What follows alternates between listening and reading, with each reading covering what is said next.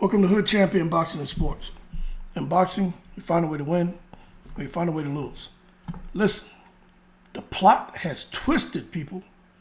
Secret society target Errol Spence for exposing their Ponzi scheme.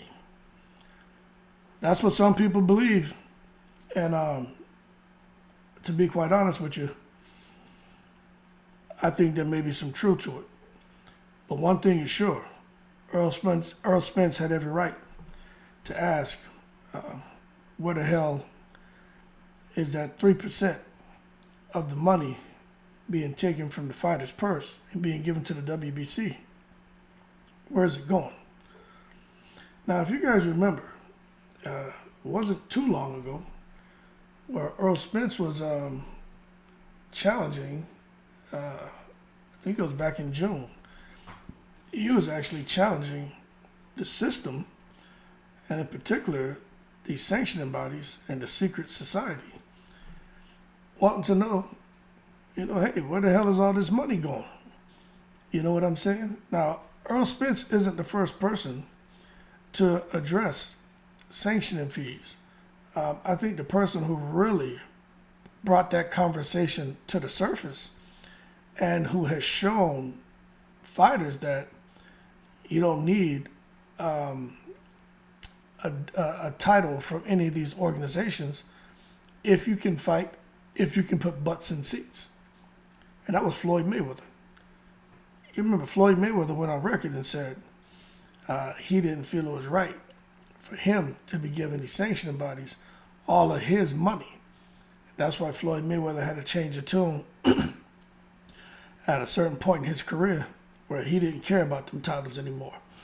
And there was a point in time where he cared, but after that, he didn't care. Because I tell you what, if Floyd Mayweather was a guy who continued caring about titles, Floyd could have been undisputed in every weight division that he fought. And when people say, oh, Floyd was never undisputed, so Crawford's better than Floyd. Now, look, hold your horses now. Just because you're undisputed don't mean you're better than somebody from another era. Okay? And we all know if Floyd Mayweather wanted to, he could have become undisputed. But he did become undisputed. He's undisputed as far as the most money made by a boxer, you know what I'm saying? But nonetheless, when Spence and Crawford were getting ready for that super fight that they had, Spence was just he was just talking about different things, man, and he seemed to be very concerned about, hey, how much money that he's going to make, Crawford's going to make. And, look, where is this money going to go to these sanctioning bodies? What are they going to do with it? Because he just, like other fighters are talking about it too now, but Spence just felt that these sanctioning bodies had no right to pocket all of this money off of the hard work of the fighters. But anyway, let me tell you something. Spence, when Errol Spence, you could tell his mind was going, because he got frustrated and he grabbed the microphone. And he was like, listen, we're giving 3% to these organizations. And now, for those of you out there, 3% is a lot of money. Okay? Of $1 million is a lot. Of $10 million is a lot. Of, $50 million. That's a lot of money. But he went on to say, man, we're giving 3% to these organizations. We got to know where this money is going to. He said, man, you got Canelo Alvarez and Anthony Joshua, AJ, and all these guys making $50 million. And these belts are getting 3% of that. Where is it going to? How is it helping the fighters out? What are they doing with it? Now, I'm going to tell you this right now. You know what sucks about this? Is the sanctioning bodies take a piece of the fighter's purse, right? When the boxers fight for the world title. But check it out. The promoter has to transfer a certain amount of money, no more than $500,000, to the sanctioning body. And then what the sanctioning body does is they take their sanctioning fees out of that amount, and then the difference is then given back to the promoter. Now, if the sanctioning fees happen to be more than $500,000, well, then the sanctioning body keeps that $500,000, and then the promoter has to provide the difference to the sanctioning body. Isn't that crazy? So anyway, a lot of money was generated with Spence and Crawford. But I'm telling you what, the WBC, let me tell you something, man. Everyone has their eyeball on the WBC because Mauricio Suleiman is always involved with a lot of different things. But if you're a WBC champion, anywhere you go, right, as the WBC champion, whether you're doing an event to go and speak, or an event just to be in attendance, anything where they feel there's a benefit from your presence as a WBC champion, the WBC gets a piece of any of the money or revenues generated. Isn't that crazy? So being a WBC champion means that basically whatever money that you make as a result of having a WBC title, whether it's anything, they're going to get a percentage of that. And I think that's crazy. But as far as the WBC, they're going to claim, as far as all that money they're making of these WBC champions, that's why they're always creating these different WBC belts. They claim that a lot of that money goes towards paying employees, funding amateur tournaments, and their anti-doping clean boxing program, among other things. But that still hasn't stopped any fighter from being suspicious, and it didn't stop Errol Spence from asking questions. Because the real thing is, why? Why do they pay sanctioning fees? And, is everyone actually paying that amount? I don't know. But, Bill Haney came out there and he was talking about it. And he said basically that the networks are the ones who actually pay sanctioning fees. Now, I'm going to tell y'all this right now. The networks are not paying the sanctioning fees. Now, if the networks are paying the sanctioning fees, then that money they're paying them is still coming out of what the fighter should be making. So it doesn't matter from where the money's coming from. It's still being taken out the fighter's purse. So Bill Haney, in my opinion, maybe he said that wrong, but it doesn't matter. If I have $500,000, that's money that's yours, that I'm going to be giving you for something you're going to do. Let's say a fight. And then I'm the one who goes and pays the sanctioning fees, not you. That doesn't mean that you as the fighter don't pay sanctioning fees. I'm taking it out your purse. So it doesn't matter where the money's coming from. If it's coming out of the fighter's purse, that means the fighter is the one who's suffering because they're putting the hard work in, yet the WBC and these other sanctioning bodies are benefiting. Now, I'm going to point something out to y'all that is, so we can just get down to the facts and stop with all the shenanigans, right? Now, these are some of the WBC's rules and regulations, okay? It's pretty straightforward, but we're just going to skim over a couple of things because I ain't got time to read all this, although I already have. I'll just point a few things out to you. So when it comes to payment, 7.2 is payment procedures and obligations of promoters, right? Upon request of the WBC, the promoter of a WBC bout is hereby obligated as follows. It doesn't say network. It says promoter, okay? Check this out. Here in the section A. On or before 15 calendar days prior to the day of the bout, the promoter shall deposit with the WBC 10% of the combined compensation payable to the boxer. The amount of such deposit shall not be required to exceed $500,000. On or around the day of the bout, the WBC shall return the deposit to the promoter after deducting the applicable sanctioning fees. Now, I'm going to tell you right now, I don't know why a promoter would have to give the WBC, this 10% for them to deduct their money. I don't understand. I don't understand that. Something doesn't make sense there to me. Why can't I just give you the 3%? Why do I have to give you the 10% of the combined compensation for you to then take your piece out and give me back the difference? And if it's not, it doesn't equal the 3% that the fighter owes you, then on the day of the fight, I still have to make another deposit of the difference. But anyway, that I find a little quirky. We talked about item B already. And then item C, right? Check this out.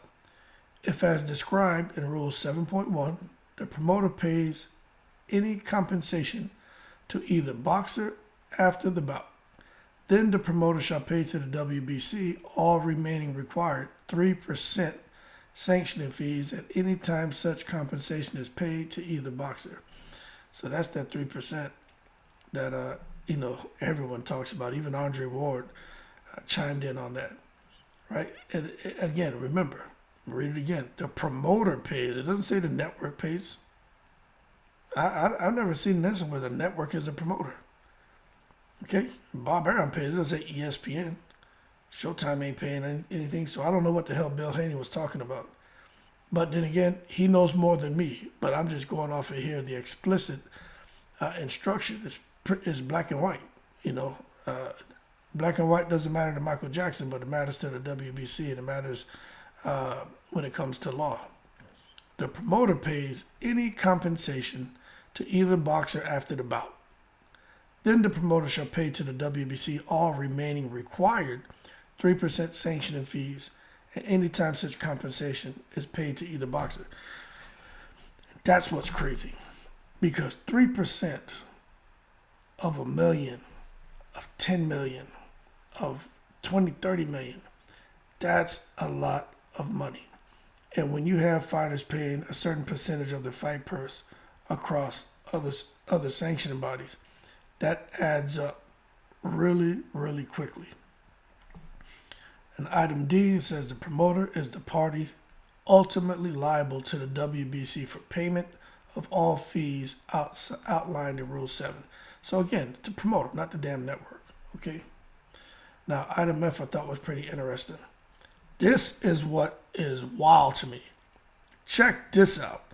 All sanctioning fees shall be completely tax-free to the WBC, and it shall be the responsibility of the promoter of the bout to pay by withholding additional sums from the purses of the boxers all such local, state, and national tax liabilities, if any, imposed by the country, state, or locality where the bout takes place, and to hold the WBC harmless from same.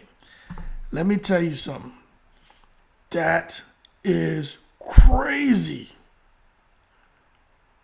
So now, the WBC is out here getting free money.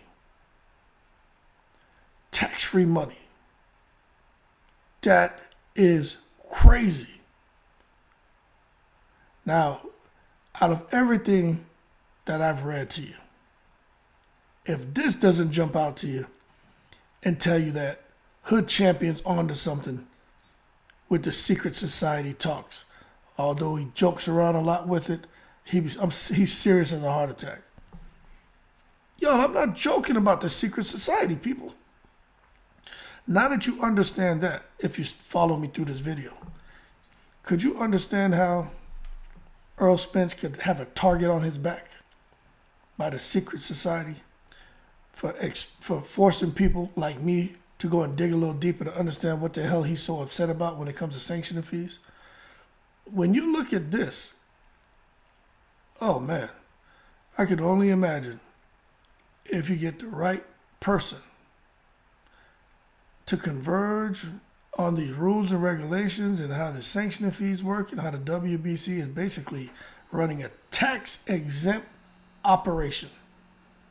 But everyone else is paying for the profits they make. Let me tell you something. Things could get ugly. Because I don't know if you noticed, the WBC doesn't really have much to say about Errol Spence. With all these people talking about Errol Spence and he was set up and someone put something in his drink. It was an R&B singer and all kind of craziness people were saying.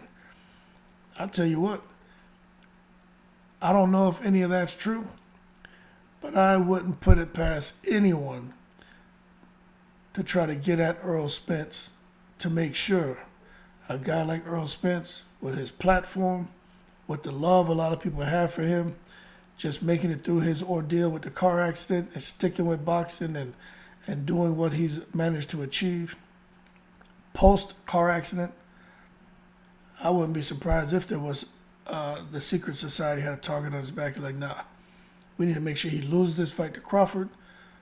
We need to make sure he loses his next fight. We need to make sure he doesn't fight again. Because he's trying to mess up our tax-free money. Oh, Errol Spence. Earl the Truth Spence. Well, we get it. We get it, Earl.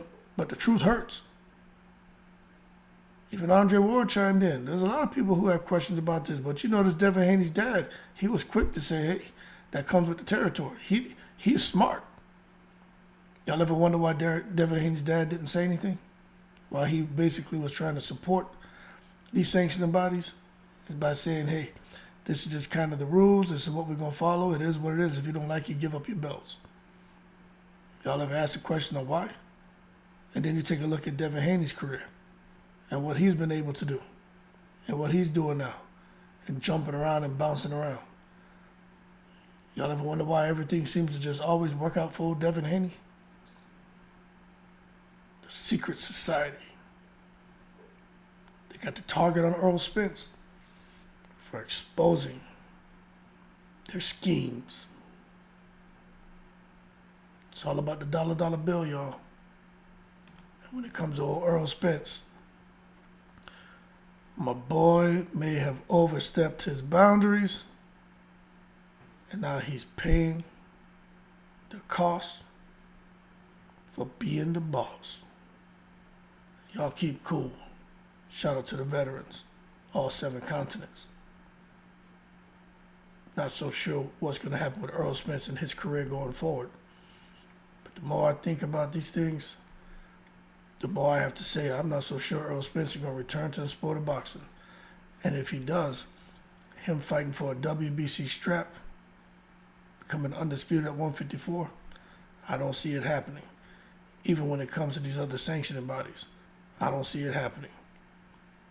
Because why would you, as a person who's disgruntled about paying sanctioning bodies fees, why would they want to put you in the line in a direct line for a title shot?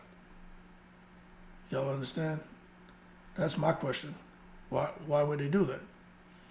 And for those of you out there who are saying that y'all don't understand what I'm talking about, Errol Spence will be right back, and he'll be right back in the middle of things, and he'll be out here fighting for a title. Well, let's take a look at something. You can see here, this is a 147-pound division. Errol Spence is ranked number 5 by the WBA. You come over to the WBC, Errol Spence is not even ranked anymore. You come over here to the IBF and WBO, Errol Spence he's ranked number 6 in the IBF now. And you come over here to the WBO, Errol Spence isn't even ranked. Isn't that crazy? They have him a step further away from getting a shot at a title. But the WBC, they didn't forget about him. Because when you look at the 154-pound division, look where they have Errol Spence. They ranked him number 3. You see that? So Errol Spence is ranked by the WBC at 154 pounds at number 3. But the other sanctioning bodies, they still have him at 147. And they have him in a space to where he won't get an opportunity for a title shot. Pay attention, people. Better pick and choose your battles wisely. Because the secret society has a target on Errol Spence. Y'all keep cool. I'm in the breeze.